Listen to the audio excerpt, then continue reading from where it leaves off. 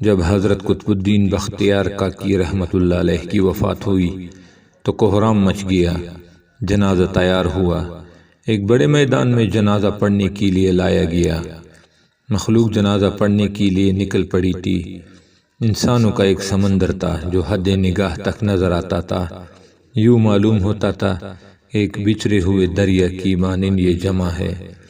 جب نماز جنازہ پڑھنے کا وقت آیا، ایک آدمی بڑا، کہتا ہے کہ میں وصی ہوں، مجھے حضرت نے وصیت کی تھی، میں اس مجمع تک وہ وصیت پہنچانا چاہتا ہوں۔ مجمع خاموش ہو گیا۔ وصیت کیا تھی؟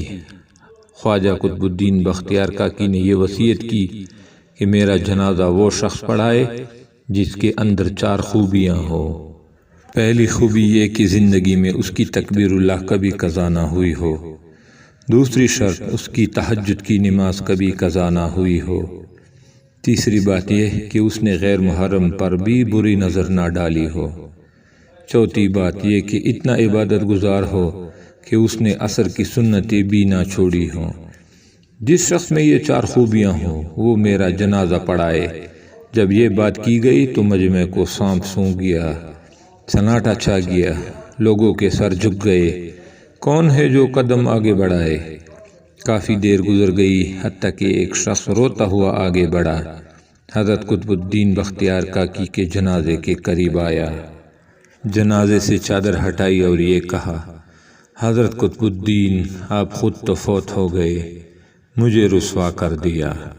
اس کے بعد بھرے مجمع کے سامنے اللہ کو حاضر و ناظر جان کر قسم اٹھائی، میرے اندر یہ 4 خوبیاں موجود ہیں۔ لوگوں نے دیکھا یہ وقت کا بادشاہ شمس الدین التمش تھا۔ اگر بادشاہی کرنے والے دینی زندگی گزار سکتے ہیں، کیا ہم دکان کرنے والے یا دفتر میں جانے والے ایسی زندگی نہیں گزار سکتے؟